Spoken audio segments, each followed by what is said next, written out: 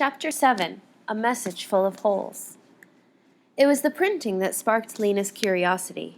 It was not handwriting, or if it was the neatest, most regular handwriting she had ever seen. It was more like the letters printed on cans of food or along the sides of pencils. Something other than a hand had written these words, a machine of some kind. This was the writing of the builders, and so this piece of paper must have come from the builders, too. Lena gathered up the scraps of paper from the floor and gently pried open Poppy's fists and mouth to extract the crumpled wads. She put all this into the dented box and carried it to her room. That evening, Granny and the baby were both asleep by a little after 8. Lena had nearly an hour to examine her discovery. She took the scraps from the box and spread them out on the table in the bedroom. The paper was thick. At each torn edge was a fringe of tangled fibers. There were many little pieces, and one big piece with so many holes that it was like lace. The chewed bits were beyond saving. They were almost a paste. But Lena spread out the big lacy piece and saw that on one edge of it, which was still intact, was a column of numbers.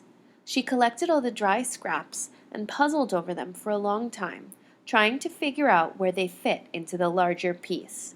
When she had arranged them as well as she could, this was what she had. Instru, egress.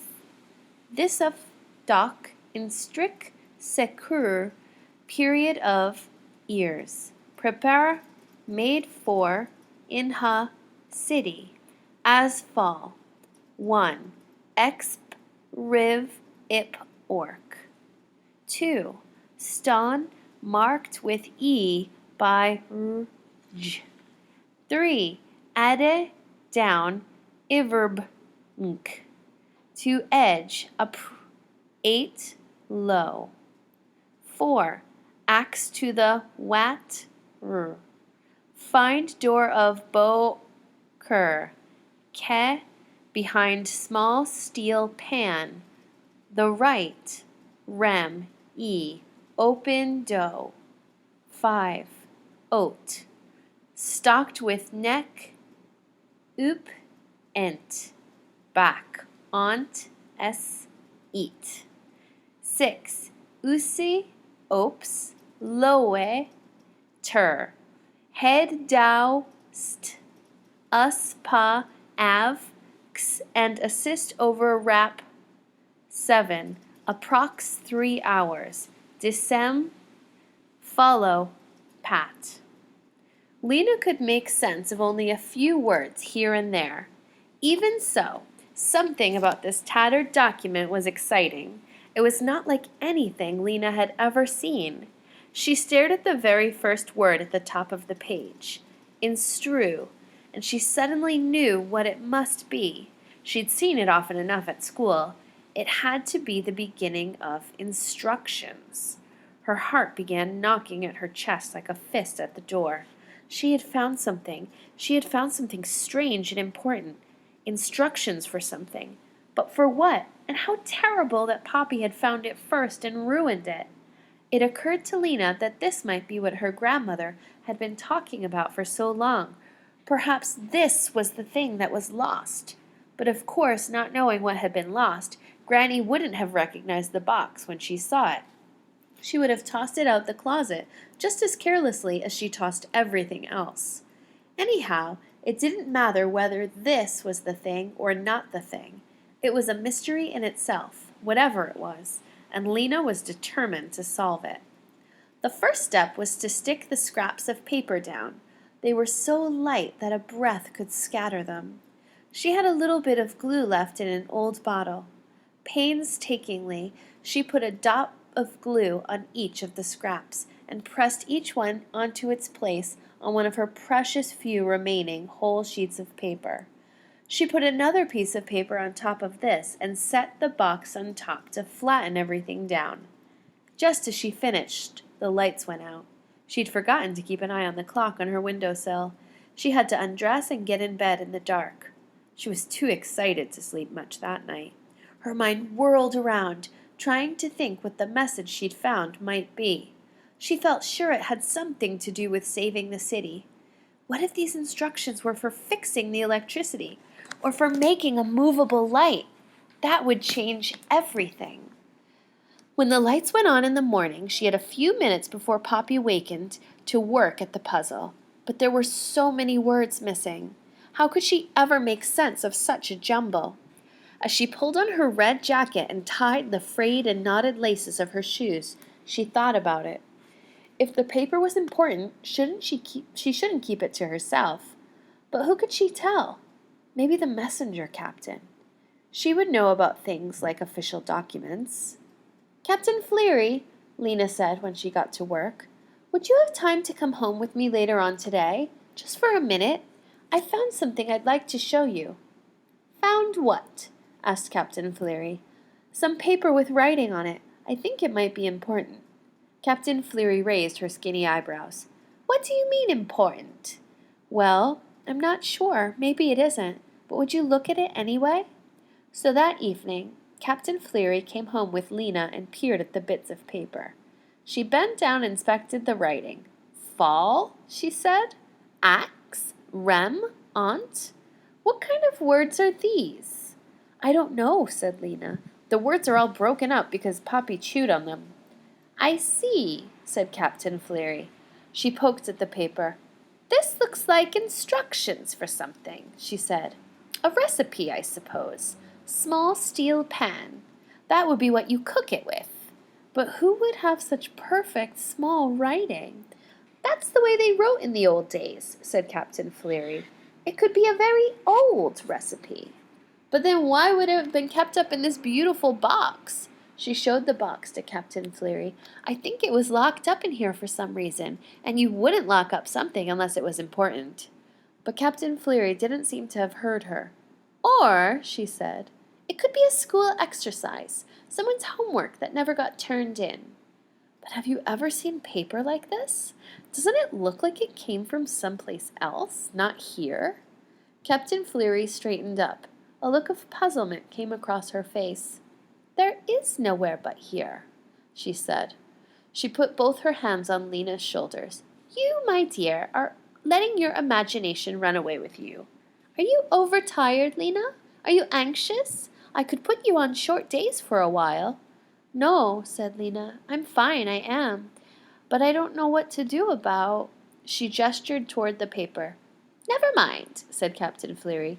"Don't think about it. Throw it away. You're worrying too much. I know. We all are. There's so much to worry about. But we mustn't let it unsettle us." She gave Lena a long look. Her eyes were the color of dishwater. "Help is coming," she said. "Help?" "Yes, coming to save us." "Who is?" Captain Fleery bent down and lowered her voice, as if telling a secret. "Who built our city, dear?" "The builders," said Lena. "That's right. And the builders will come again and show us the way." "They will?" "Very soon," said Captain Fleery. "How do you know?" Captain Fleery straightened up again and clapped a hand over her heart. "I know it here," she said, "and I have seen it in a dream. So have all of us, all the believers." So that's what they believe, Lena thought, and Captain Fleery is one of them. She wondered how the captain could feel so sure about it just because she'd seen it in a dream. Maybe it was the same for her as the sparkling city was for Lena. She wanted it to be true. The captain's face lit up. "I know what you must do, dear. Come to one of our meetings. It would lift your heart. We sing." "Oh," said Lena, "thank you, but I'm not sure Maybe sometime." She tried to be polite, but she knew she wouldn't go. She didn't want to stand around waiting for the builders. She had other things to do. Captain Fleery patted her arm. "No pressure, dear," she said. "If you change your mind, let me know. But take my advice. Forget about your little puzzle product. Lie down and take a nap. Clears the mind." Her narrow face beamed kindness down at Lena. "You take tomorrow off," she said. She raised a hand goodbye and went down the stairs. Lena took advantage of her day off to go to the supply depot to see Lizzy Biscoe. Lizzy was quick and smart. She might have some good ideas. At the supply depot, crowds of shopkeepers stood in long, disorderly lines that stretched out the door. They pushed and jostled and snapped impatiently at each other. Lena joined them, but they seemed so frantic that they frightened her a little. They must be very sure now that the supplies are running out, she thought, and they're determined to get what they can before it's too late. When she got close to the head of the line, she heard the same conversation several times. "Sorry," the clerk would say, when a shopkeeper asked for 10 packets of sewing needles, or a dozen drinking glasses, or 20 packages of light bulbs. "There's a severe shortage of that item. You can only have one." Or else the clerk would say, "Sorry, we're out of that entirely." Forever? Forever. Lena knew that it hadn't always been this way. When Ember was a young city, the storerooms were full. They held everything the citizens could want. So much, it seemed, the supplies would never run out. Lena's grandmother had told her that school children were given a tour of the storerooms as part of their education. They took an elevator from the street level to a long, curved tunnel with doors on both sides and other tunnels branching off of it. The guide led the tour down the long passages, opening one door after another. "This area," he would say, "is canned goods. Next we come to school supplies, and around this bend we have kitchenware. Next come carpentry tools." At each door the children crowded against each other to see. "Every room had something different," Granny told Lena. "Boxes of toothpaste in one room, boxes of cooking oil, bars of soap, boxes of pills. There were 20 rooms just for vitamin pills. One room was stacked with hundreds of cans of fruit. There was something called pineapple. I remember that one especially." "What was pineapple?" asked Lena. "It was yellow and sweet," said Granny with a dreamy look in her eyes. "I had it 4 times before we ran out of it." But these tours had been discontinued long before Lena was born. The storerooms, people said, were no longer a pleasure to look at. Their dusty shelves stood mostly empty now. It was rumored that in some rooms nothing was left at all. A child seeing the rooms where powdered milk had been stored, or the rooms that had stored bandages or socks or pins or notebooks, or most of all, the dozens of rooms that once held thousands of light bulbs, would not feel, as earlier generations of children had, that Ember was endlessly rich. Today's children, if they were to tour the storerooms, would feel afraid. Thinking about all this, Lena waited in the line of people at Lizzy's station. When she got to the front, she leaned forward with her elbows on the counter and whispered, "Lizzy, can you meet me after you're through work? I'll wait for you right outside the door." Lizzy nodded eagerly. At 4 o'clock, Lizzy came trotting out the office door. Lena said to her, "Will you come home with me for a minute? I want to show you something." "Sure," said Lizzy, and as they walked, Lizzy talked. "My wrist is killing me from writing all day," she said. "You have to write in the tiniest letters to save paper, so I get a terrible cramp in my wrist and my fingers, and people are so rude. Today, they were worse than ever. I said to some guy, 'You can't have 15 cans of corn. You can only have 3. And he said, 'Look, don't tell me that. I saw plenty of cans in the Pot Street market yesterday.' And I said, 'Well, that's why there aren't so many left today.' And he said, 'Don't be smart with me, carrot head.' But what am I supposed to do? I can't make cans of corn out of thin air." They passed through the Harkin Square, around the gathering hall, and down Roving Street, where 3 of the floodlights were out, making a cave of shadow. "Lizzy," said Lena, interrupting the flow of talk, "is it true about the light bulbs?" "Is what true? That there aren't that many left?" Lizzy shrugged. "I don't know. They hardly ever let us go downstairs into the storerooms. All we see are the reports the carriers turn in. How many forks in room 1146? How many doorknobs in 3291? How many children's shoes in 2249? But when you see the report for the light bulb rooms, what does it say?" I never get to see that one, said Lizzy. That one and a few other ones like the vitamin report, only a few people can see. Who? Oh, the mayor and, of course, old Flabface. Lena looked at her questioningly. You know, Farlow Batten, the head of the storerooms. He is so mean, Lena. You would just hate him. He counts us late if we come in even 2 minutes after 8, and he looks over our shoulders as we're writing, which is awful because he has bad breath, and he runs his finger over what we've written and said, this word is illegible. That word is illegible. These numbers are illegible. It's his favorite word, illegible. When they came to Lena's street, Lena ducked her head in the door of the yarn shop and said hello to Granny. Then they climbed the stairs to the apartment. Lizzy was talking about how hard it was to stand up all day, how it made her knees ache, how her shoes pinched her feet. She stopped talking long enough to say hello to Eveline Murdo, who was sitting by the window with Poppy on her lap. Then she began again as Lena led her into her bedroom.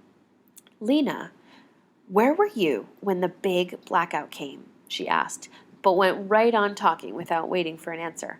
I was at home, luckily, but it was scary, wasn't it? Lena nodded. She didn't want to talk about what had happened that day. I hate those blackouts, Lizzy went on. People say there's going to be more and more of them, and that someday... She stopped, frowned, and started again. Anyway, nothing bad happened to me. After that, I got up and figured out a whole new way to do my hair. It seemed to Lena that Lizzy was like a clock, wound too tightly and running too fast. She'd always been a little this way, but today she was more so than ever. Her gaze skipped from one spot to another. Her fingers twiddled with the edge of her shirt. She looked paler than usual, too. Her freckles stood out like little smudges of dirt on her nose. Lizzy, Lena said, beckoning her toward the table in the corner of the room. I want to show you... But Lizzy wasn't listening. You're so lucky to be a messenger, Lena, she said. Is it fun? I wish I could have been one. It would have been so good at it. My job is so boring. Lena turned and looked at her. Isn't there anything you like about it? Lizzy pursed her lips in a tiny smile and looked sideways at Lena. There's one thing, she said. What? I can't tell you. It's a secret. Oh, said Lena. Then you shouldn't have mentioned it at all, she thought. Maybe I'll tell you someday, said Lizzy. I don't know.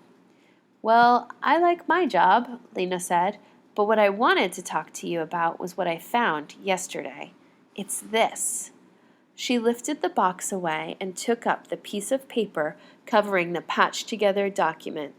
Lizzy gave it a quick look. Is it a message somebody gave you that got torn up?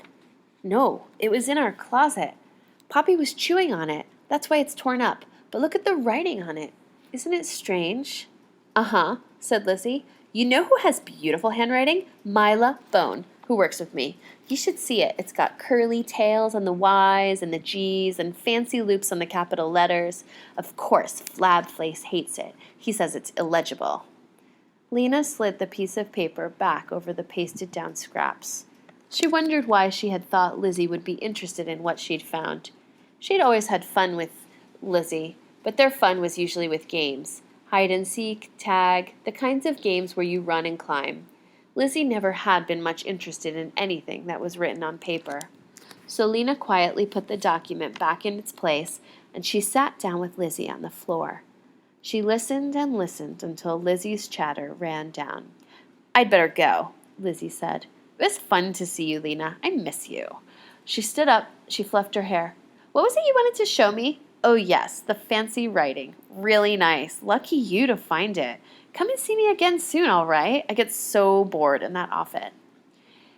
Lena made beet soup for dinner that night, and Poppy spilled hers and made a red lake on the table. Granny stared into her bowl, stirring and stirring the soup with her spoon, but she didn't eat. She didn't feel quite right, she told Lena. After a while, she wandered off to bed. Lena cleaned up the kitchen quickly.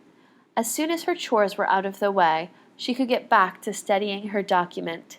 She washed Poppy's clothes. She sewed on the buttons that had come off her messenger jacket. She picked up the rags and sacks and boxes and bags that Granny had tossed out of the closet.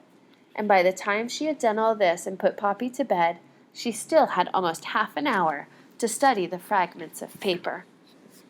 She sat down at her desk and uncovered the document. With her elbows on either side of it and her chin resting in her hands, she pored over it. Though Lizzy and Captain Fleery had paid no attention, Lena still thought this torn-up page must be important. Why else would it have been in such a cleverly fastened box? Maybe she should show it to the mayor, she thought reluctantly. She didn't like the mayor. She didn't trust him either. But if this document was important to the future of the city, he was the one who should know about it. Of course, she couldn't ask the mayor to come to her house. She pictured him puffing up the stairs, squeezing through the door, looking disapprovingly at the clutter in their house, recoiling from Poppy's sticky hands. No, it wouldn't do. But she didn't want to take her carefully patched-together document to the gathering hall either. It was just too fragile. The best thing to do, she decided, was to write the mayor a note. She settled down to do this. She found a fairly unspoiled half piece of paper, and using a plain pencil, she wasn't going to waste her colored ones on the mayor, she wrote, "Dear Mayor Cole, I have discovered a document that was in the closet. It is instructions for something. I believe it is important because it is written in very old printing. Unfortunately, it got chewed up by my sister, so it is not all there. But you can still read some bits of it, such as, marked with E, fine door of bow, small steel pan. I will show you this document if you want to see it. Sincerely yours, Lena Mayfleet, Messenger, 34 Killiam Square." She folded the note in half and wrote Mayor Cole on the front. On her way to work the next morning, she took it to the gathering hall. No one was sitting at the guard's desk, so Lena left the note there, placed so that the guard would see it when he arrived. Then, feeling that she had done her duty, she went off to her station. Several days went by. The messages Lena carried were full of worry and fear. "Do you have any extra baby drink? I can't find it at the store. Have you heard what they're saying about the generator? We can't come tonight. Grandpa B won't get out of bed." Every day when she got home from work, Lena asked Granny, "Did a message come for me?" But there was nothing. Maybe the mayor hadn't gotten her note. Maybe he'd gotten it and paid no attention. After a week, Lena decided she was tired of waiting. If the mayor wasn't interested in what she'd found, too bad for him. She was interested. She would figure it out herself. Twice during the week, when Poppy and Granny were both asleep, she'd had a little free time. She spent this time making a copy of the document in case anything happened to the fragile original. It had taken her a long time. She used one of her few remaining pieces of paper, an old label slightly torn from a can of peas. The copy was as accurate as she could make it, with the missing bits between the letters carefully indicated as dashes. She had tucked it under the mattress of her bed for safekeeping. Now she finally had a whole free evening. Poppy and Granny were both asleep, and the apartment was tidy. Lena sat down at her table and uncovered the patched-together document. She tied back her hair so it wouldn't keep falling in her face, and she put a piece of paper next to her, blank except for a little bit of Poppy's scribbling, to write down what she decoded. She started with the title. The first word she'd already figured out. It had to be instructions. The next one could be for. Then came Egris. She wasn't sure about that. Maybe it was someone's name. Egrisman. Egriston. Instructions for Egriston. She decided to call it the instructions for short. She went on to the first line. This offic doc. Probably meant this official document. Maybe secure means secure or security. Then there were the words period and ears and city. But after that, so much was missing. She studied the line next to the number 1. Exp. That could be expect or expert or so many things. She moved on to riv. That might be part of a word like drive or strive. What could ip and orc possibly be? They were so close together, maybe they were part of one word. What ended with ip? Whip, Lena thought. Trip, slip. What ended with orc? Fork came to mind immediately. Trip fork. Slip fork. Nothing she could think of made sense. Maybe it wasn't fork. What else ended in O-R-K? Starting at the beginning of the alphabet, Lena went through all the words that rhymed with fork. Most of them were nonsense. Bork, dork, gork, hork, jork. This isn't going to work, she thought miserably. Oh, work! The word could be work. Then what would the first part be? Trip work? Flip work? But maybe there was a letter between the P and the W. Dips work? Pips work? Suddenly it came to her.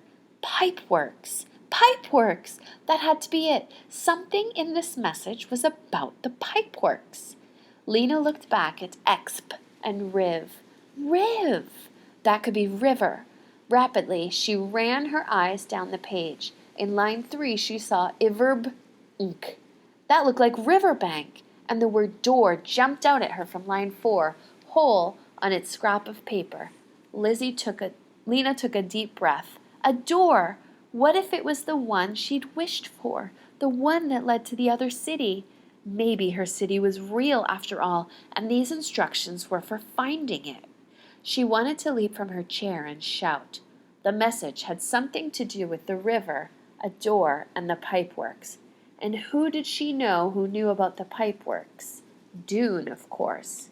She pictured his thin, serious face and his eyes looking out searchingly from beneath his dark eyebrows. She pictured how he used to bend over his work at school, holding his pencil in a hard grip, and how during free time he was usually off by himself in a corner studying a moth or a worm or a taken-apart clock. That was one thing, at least, that she liked about Dune. He was curious. He paid attention to things. And he cared about things, too. She remembered how he'd been on assignment day, so furious at the mayor, so eager to trade his good job for her bad one so he could help save the city. And he'd taken Poppy inside his father's shop on the day of the blackout so she wouldn't be afraid. Why had she stopped being friends with Dune? She vaguely recalled the incident of the light pole. It seemed silly now and so long ago. The more she thought about Dune, the more it seemed he was very person, the only person, who might be interested in what she had found. She placed the plain sheet of paper over the instructions and put the box on top.